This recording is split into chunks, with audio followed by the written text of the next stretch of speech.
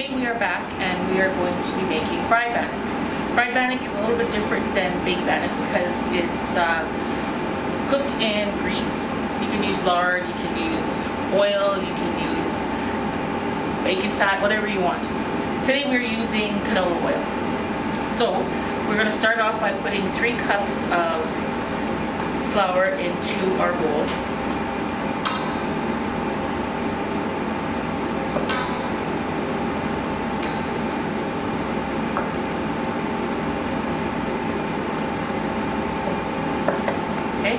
Then we are going to add in 2 tablespoons of baking powder.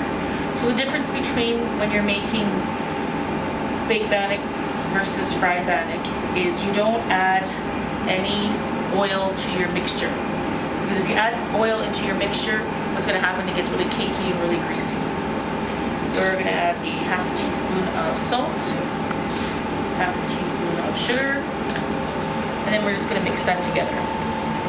Very simple recipe, cheap to make, and this should be a no-fail fried bannock recipe. Then we are going to add in, we're going to make a well, and we're going to add in 3/4 cup of water and 3/4 cup of milk. You don't have to use milk, you can just use water if you want, it all depends. I like to use milk, I don't know why, but I think it makes it taste better. So then as you're mixing, you're just going to mix it together. This recipe should make, I don't know, maybe 10 pieces of fried bannock. I guess depending on how big you cut them and how thick you cut them. So this is your consistency here. Shouldn't be really wet, shouldn't be dry. Then we're going to take a little bit of flour, just sprinkle it on top.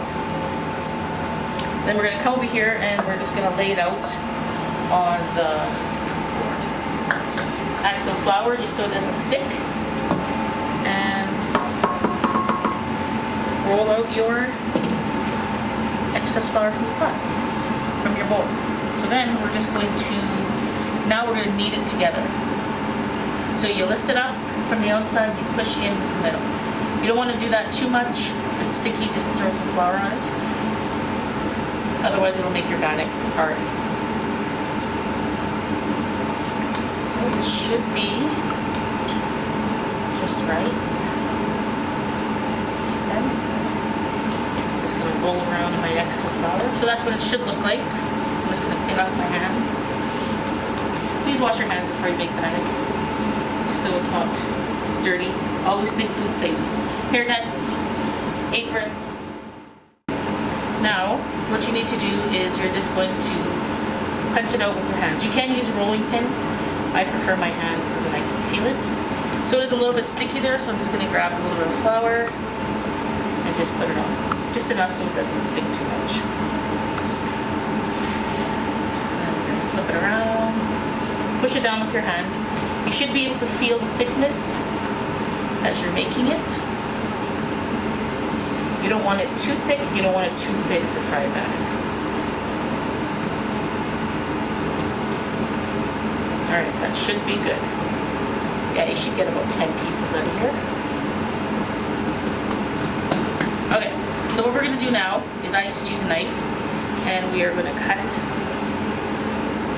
the bannock. So about that size. Always make sure you put a slit in the middle. Otherwise you're going to have a big puff ball of bannock that's not cooked in the middle.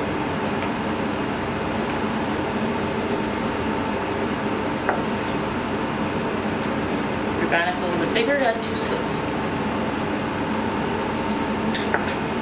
You can make these as big as you want. You can make them as small as you want. This is how I was taught, so this is how I teach my children and anybody else that asks how do I make bannock. So here we are going to throw the bannock into some hot oil. So I can feel it, it should be hot enough. We're going to take the bannock and we're going to drop it in there carefully and slowly. Now, I know it's hot enough because it's bubbling right away. So I'm going to add a few more pieces.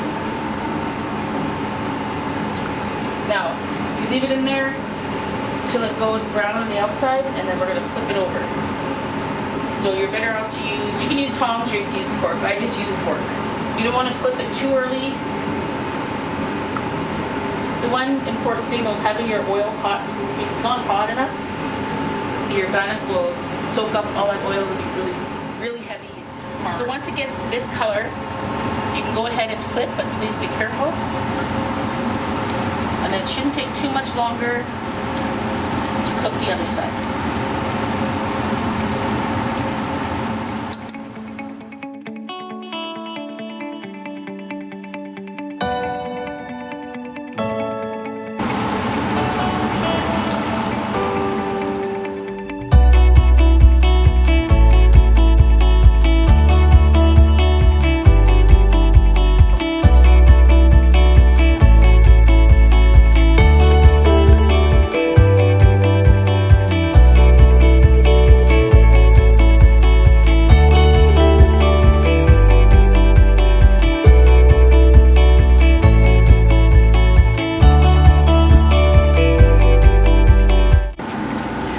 Here it is, all done.